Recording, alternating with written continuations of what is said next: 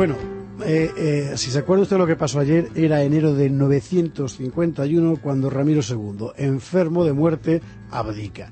Murió muy poco después, dicen las fuentes cristianas que ese mismo mes de enero, dicen las fuentes moras que en el mes de junio. En todo caso, para entonces el trono de León ya tenía un nuevo inquilino, Ordoño III. Y el nuevo rey iba a tardar muy poco en paladear los sinsabores del cetro. Dicen que al principio todo el mundo aceptó bien a Ordoño, es natural. Ordoño era el primogénito y nadie iba a discutir su derecho. Era hijo del primer matrimonio del rey Ramiro, su madre era una noble gallega y estaba casado con una hija del conde de Castilla, Fernán González, lo cual de entrada garantizaba la lealtad del poderoso magnate de Lara. Así Ordoño vinculaba en su persona todos los territorios del reino, desde el este hasta el oeste. Teniendo en cuenta que las recurrentes sublevaciones que sufría el reino venían precisamente de Galicia y de Castilla, mantener esos lazos no era una cuestión menor.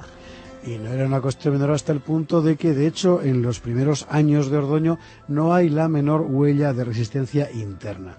El propio Fernán González se apresura a firmar una donación con su yerno, o sea, con el rey, con el flamante rey, en febrero de 951, es decir, recién llegado al trono.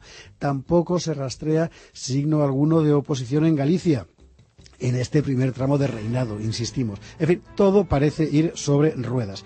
Y como Ordoño, por otro lado, ya conocía a los entresijos del reino, porque su padre lo había ejercitado a conciencia en la cuestión, el flamante monarca leonés pudo dedicarse a tomar medidas de carácter político, pues reorganizar el territorio, fortalecer las instituciones regias, en fin, exactamente el mismo programa que había dibujado su padre. Todo está en orden, pues, en la corte de León. ¿Todo? No. Hay alguien que se siente hondamente frustrado por el ascenso de Ordoño. Se trata de Sancho, hermanastro del rey, hijo del segundo matrimonio de Ramiro con una princesa navarra. Sancho se siente preterido, marginado, desdeñado. Tal vez incluso piensa que tiene más derecho al trono que su hermano, porque por sus venas corre sangre de más quilates. Pero en ese momento nadie piensa en Sancho, es más, todos parecen darle de lado, y Sancho empieza a alimentar un profundo rencor.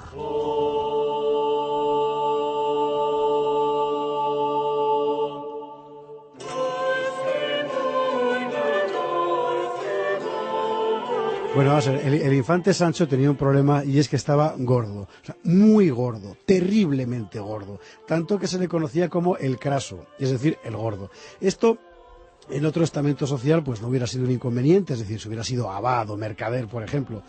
Tampoco lo habría sido en otra corte menos guerrera que la portuguesa, que la leonesa. Pues no sé, en Francia, por ejemplo, en Francia acababa de haber un rey carolingio que era Carlos el Gordo, precisamente.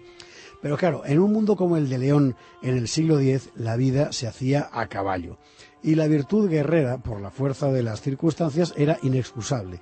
Y claro, ¿cómo podía dirigir a sus huestes en el campo de batalla un hombre que apenas lograba subir a su montura y que no podía mover su espada con la menor agilidad? Sancho no podía llegar al trono porque le pesaban demasiado, como en el anuncio, sus kilos.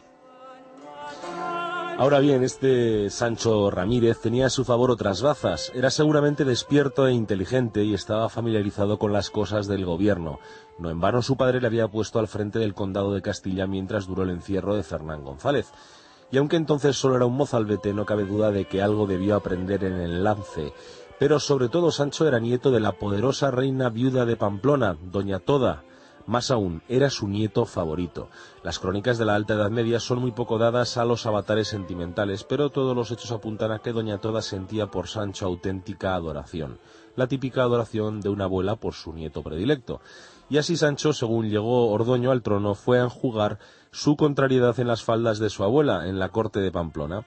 Eso explicaría por qué desde la llegada de Ordoño III al trono no hay ni una sola referencia a Sancho en toda la documentación oficial. Sencillamente se había quitado de en medio hasta que llegara su oportunidad.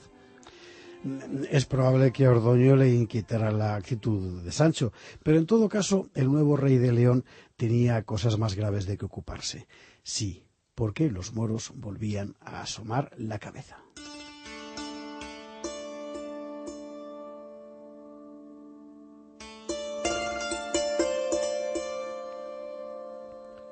Volvían los moros, en efecto, y lo iban a hacer además con una tenacidad desesperante, porque Abderramán III se apresura a poner a prueba al nuevo rey.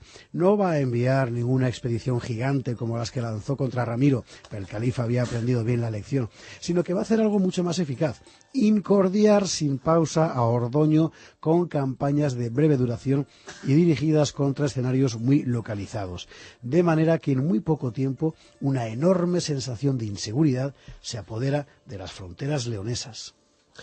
¿Y quién ejecuta esas campañas si no las dirige el califa? Las ejecutan sus gobernadores en la frontera, con lo cual Abderramán mata a 2 pájaros de un tiro, o mejor dicho 3, porque no solo desestabiliza al nuevo rey cristiano, sino que además pone a prueba el coraje de los gobernadores del califato y asimismo proporciona a sus ejércitos un buen trabajo en que mantenerlos ocupados. Conocemos muy bien el número y la entidad de esas campañas moras que saludan la llegada al trono de Ordoño, porque las contó el cronista Ibn Hidari, y realmente es espantoso. O sea, las hostilidades se abren desde la misma primavera de 951. El caid de Badajoz, Ahmad ibn Yala, penetra con sus huestes sobre Galicia y derrota a las guarniciones cristianas. El cronista moro lo cuenta así: un gran número de sus más bravos guerreros, o sea, de los cristianos, quedaron sobre el terreno, y más de 300 mujeres y niños que cayeron en manos de los vencedores, o sea, de los moros, fueron enviados a Córdoba. En las mismas fechas, un caid de Toledo llamado Rechik derrota a los cristianos en Talavera, al lado de Toledo. Talavera estaba bajo el control musulmán, eso es verdad, hay que recordar que era zona del Emirato, así que hay que suponer que la iniciativa habría sido aquí de los cristianos, que tal vez habrían empujado hasta Talavera una ofensiva mora, pero el hecho es que la victoria final fue para este Rechik, para los sarracenos. Y bueno, al mismo tiempo, otra ofensiva musulmana en el norte azota al reino de Navarra, y la dirige el caid de Huesca, Yahya ibn Hashim. Es solo el principio. En 952 habrá otra campaña de la que solo conocemos que las fuentes moras se atribuyen varias victorias consecutivas. Y al año siguiente, 953, habrá más ofensivas. El caid de Badajoz, el mentado Ahmad ibn Yala, vuelve sobre Galicia, mientras el caid de Medinaceli, un tal Jalib, golpea en Castilla. La crónica mora lo cuenta entre grandes ditirambos. El caid Ahmad ibn Yala hizo contra Galicia una expedición en la que Alá le permitió dar muerte a los guerreros y cautivar a las mujeres y a los niños, incendiar las aldeas y aniquilar las riquezas de los infieles. El viernes 12 de agosto se leyó en Córdoba la carta que anunciaba estos éxitos, al mismo tiempo que otra del caid Jalib, anunciando igualmente los grandes triunfos que había conseguido sobre los infieles y el mal que Alá le había permitido hacerles. Poco después llegaba a Córdoba un convoy de cruces y campanas cuya entrada en la ciudad fue motivo de regocijo para los musulmanes.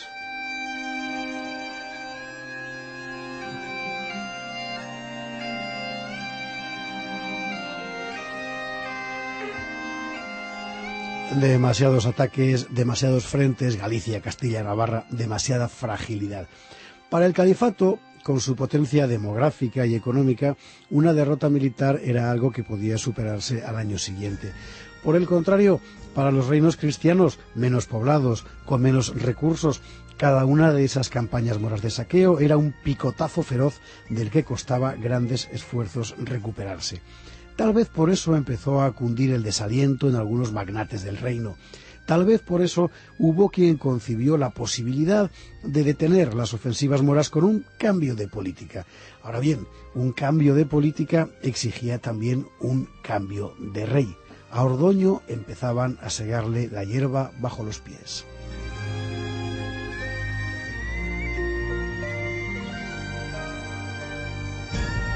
En algún lugar entre Pamplona y Burgos empieza a tomar forma una amplia conspiración. Fuerzas muy poderosas se han aliado para derrocar al rey Ordoño. Su cabeza visible es Sancho, el hermanastro gordo del rey, pero detrás otras manos mueven los hilos. Lo veremos mañana.